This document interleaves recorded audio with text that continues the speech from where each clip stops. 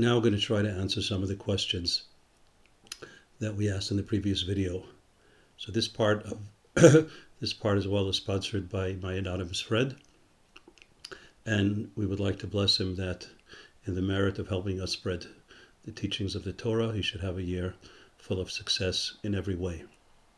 So in the Haggadah, when we talk about the four sons, we say something very, very not nice to the son who is the wicked one or temporarily wicked.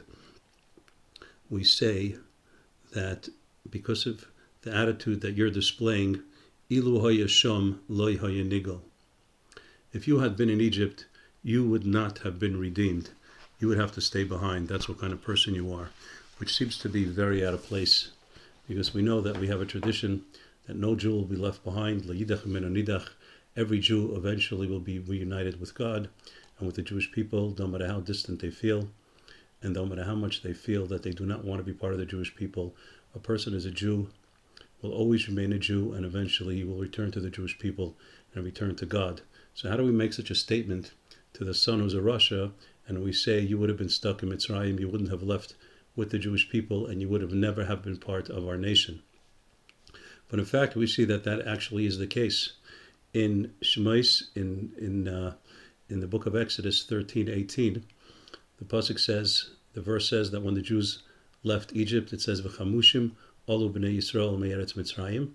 Though the simple interpretation of v'chamushim is that the Jews were armed when they left Mitzrayim, but there's a deeper interpretation that the verse is alluding to, that Rashi brings down, is v'chamushim means 1/5.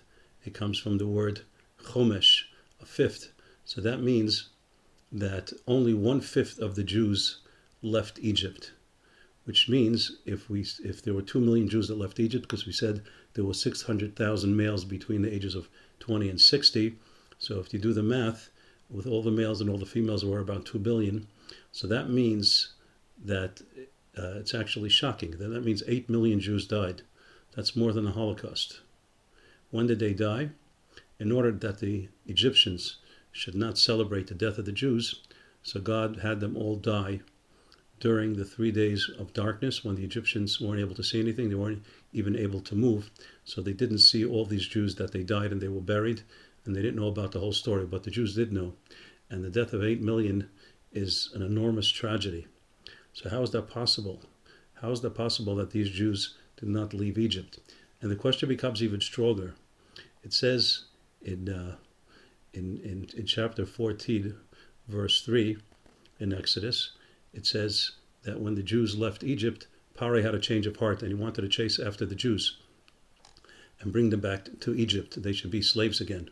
So the verse says, V'amar Paro lebnei Yisrael, Pharaoh said to the Jews, Nevuchim heim ba'aretz, sagar aleim hamidbar. They're trapped in the desert, they're stuck, they're lost, and we're going to chase after them, and we're going to bring them back to Egypt. But the wording is funny. It says, Paro said to the Jewish people. So Rashi says sometimes it says to the Jewish people, but it means regarding the Jewish people. But we have another interpretation in the Midrash, and it says that Paro spoke to the Jews. He spoke to 2 Jews. Which 2 Jews? Datan and Aviram. If you remember, these two Jews were incredibly wicked Jews. They were the ones that when Moshe was a young man and he killed the Egyptian who was beating the Jew ferociously, he wanted to save the Jew's life, so he killed the Egyptian. They saw what happened and they told Pharaoh, and Pharaoh then wanted to kill Moses, and then they became actually Pharaoh's advisors, and they were the Jews that were conspiring against their own brethren and siding with the Egyptians. So it says that when they left Egypt, the Jews left Egypt, Datan and Aviram stayed behind. They didn't go together with the Jews. So that's why Paro told V'amar Paro lebnei Yisrael, Paro told the Jewish people that the Jews are stuck in the desert, means he told his Jewish advisors, Datan and Aviram.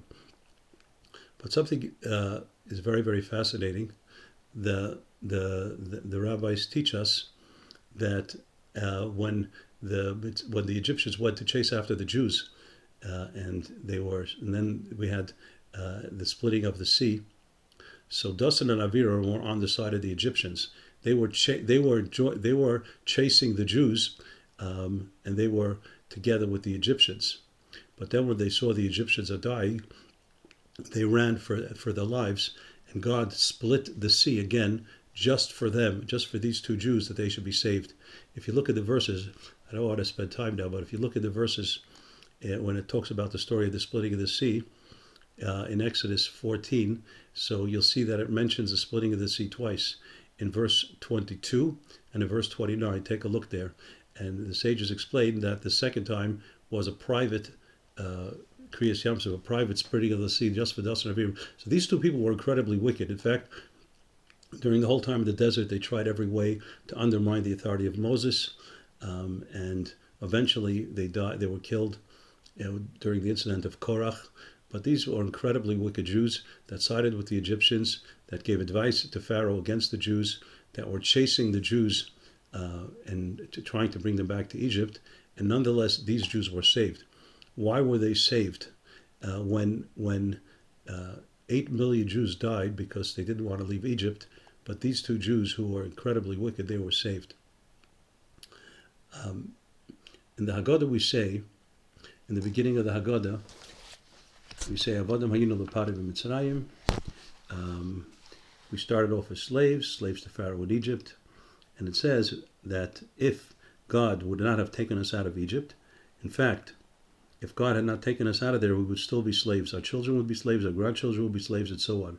We would remain slaves to Pharaoh in Egypt, which is very, very odd, because obviously, going back 3,333 years, if God did not take us out of Egypt, the chances that we would still be in Egypt as slaves to the original Egyptians are zero.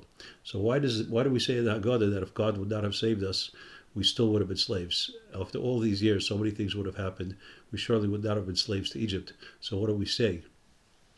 Now, if we look at something interesting, if we look in chapter 12, verse 21, verse 41 and 42 in Exodus, find something very interesting.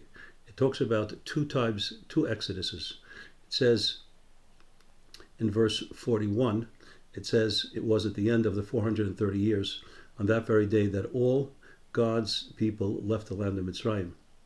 So that was on that very day. That means they left Egypt during the daytime. That's actually when they physically left the land of Mitzrayim. But then it says, it was a night of anticipation for God to take them out of the land of Mitzrayim.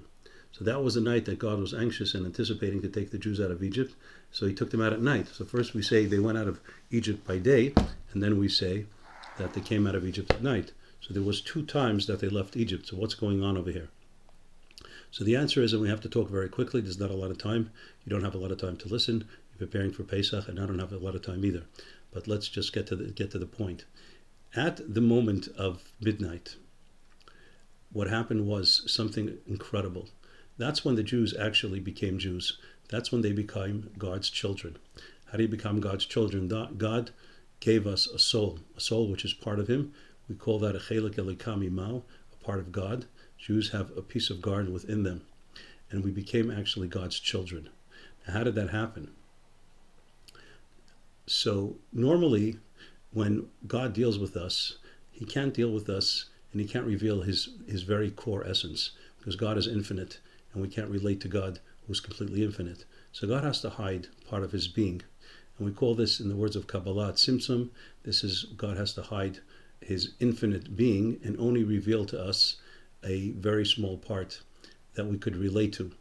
Now, we can understand this very simply, even in regular relationships. Children, when they're young, their parents also love them and relate to them, but obviously a parent who's playing with a 5-year-old child, the parent has to basically hide a lot of his being in order to relate to the child, that the child should relate to the parent. And as the child grows older and more mature, the parent reveals more and more of who he really is, and the relationship deepens as the relationship becomes more essence to essence. And the same is true, obviously, in a marriage, where originally when somebody marries somebody, so the love is superficial, sometimes even artificial, and then it grows deeper and deeper, and it goes beyond the superficial levels of the person to the deeper levels until if people merit to have a beautiful marriage, that it goes to the very essence of each one, that are completely devoted and in love with each other. So in a similar way it is with God, that our relationship with God on a day-to-day basis cannot be with the infinite essence of God, because we have no way of relating to God as an infinite being. So God has to only reveal a finite aspect of himself and relate to us in that way. However, in order for us to become God's children, God has to reveal his true essence to us. And God has to basically give us a hug, a very tight hug, in which his true essence is shared with us. And only then can we really be considered his children. Now, the only place that God could reveal his true essence is in the Holy Temple, in the Holy of Holies, in the Kodesh HaKadoshim it's called, in the inner sanctum of the temple. And the only time that God reveals his essence to a human being is only on Yom Kippur. Yom Kippur is the holiest day of the year, and the Kohen Gadol, the high priest, is the holiest among the Jews, and he enters the Holy of Holies, the inner sanctum, and he offers a prayer over there and some incense, and that's when the only time and the only place where there could be actual revelation of the infinite God. And if the Kohen Gadol is not a very, very holy and righteous person, he would die from that experience, because he's not a vessel really to be able to contain such a high revelation, even though it is Yom Kippur.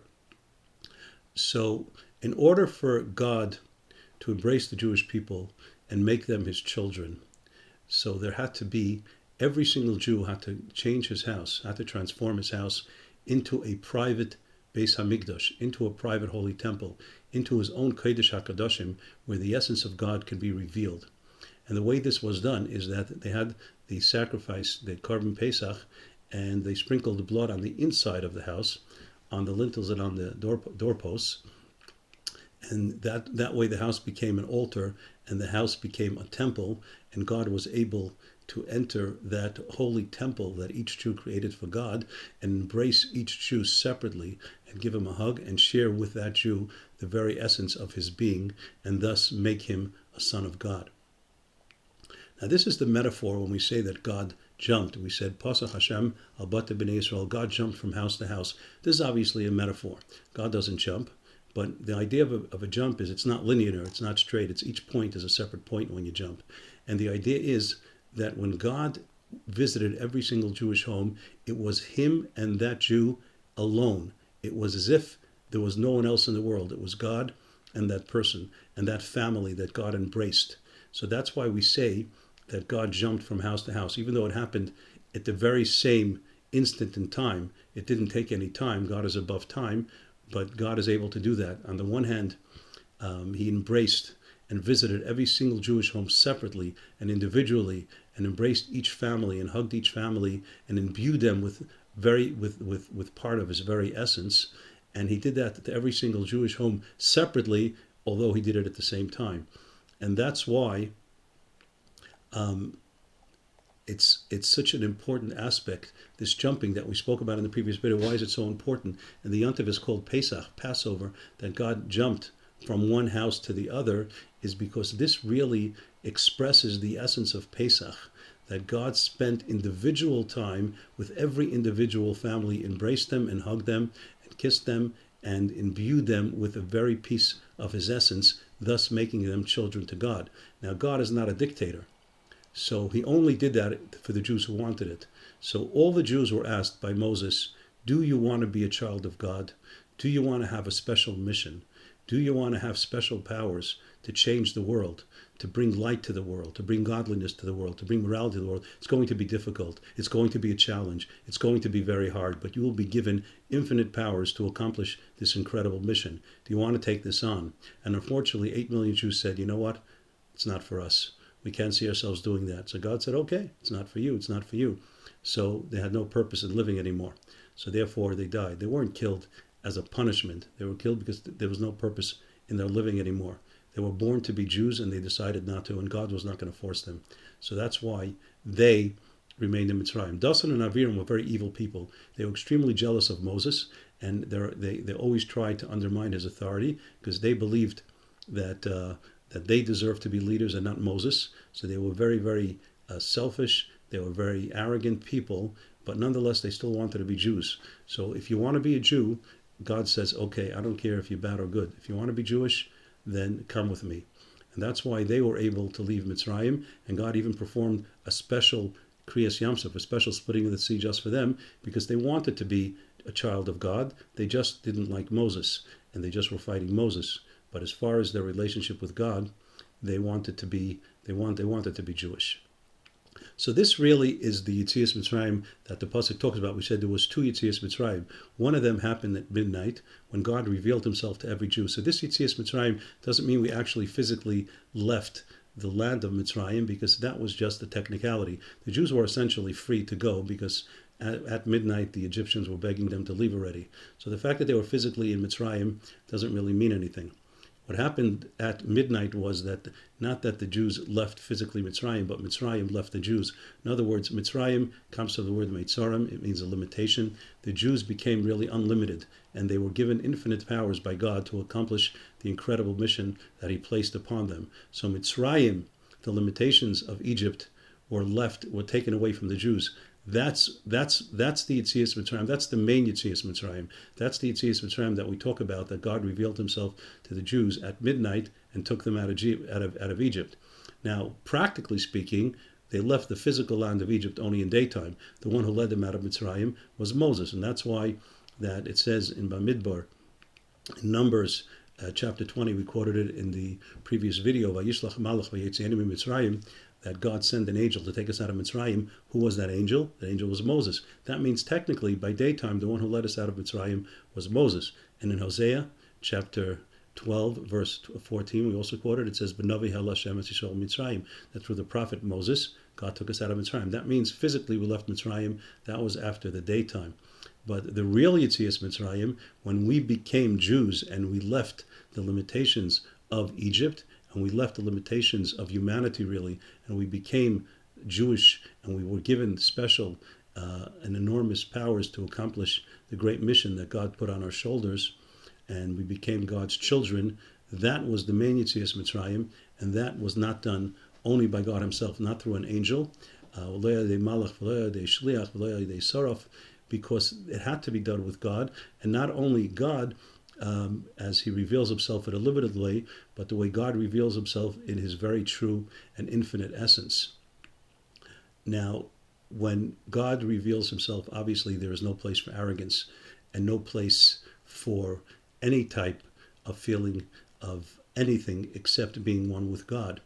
So the Kabbalists explain that the revelation of God also had an effect on the dough, because symbolically, when dough rises, it becomes big and fat, and that expresses arrogance, and that expresses a very strong sense of self, which is the opposite of humility and the opposite of being completely nullified in the essence of God. So therefore, God's revelation in the home of each Jew, which became a private sanctuary, actually had an effect on the physical science of the dough, that the fermentation process stopped, because the fermentation again represents arrogance, which is exactly the opposite of the revelation of the infinite God, in which in the place of that revelation there could only be humility and no arrogance. So that's why we spoke about the matzah. We said, what's the big deal? Why do we make such a big deal about the matzah? Because the matzah represents, we said that it because we left Mitzrayim and it wasn't able to rise. So big deal. So we were rushed out of Mitzrayim. That's not a great thing that we were rushed out of Mitzrayim. It would have been better if we weren't rushed, then we could walk at our own pace. But that's not what the matzah represents. The matzah represents that revelation of the infinite essence of God, which stopped the fermentation process. That's why it didn't turn into matzah. And now we also understand the question of, it says, they didn't prepare food for themselves. Now you could imagine the experience that every Jew felt when God came personally to visit them in their home in Egypt and embraced them and hugged them and gave them a piece of Himself and made them His children, that experience was so incredibly overwhelming. And the Jews, the entire night in their home, they were experiencing, it was pure ecstasy.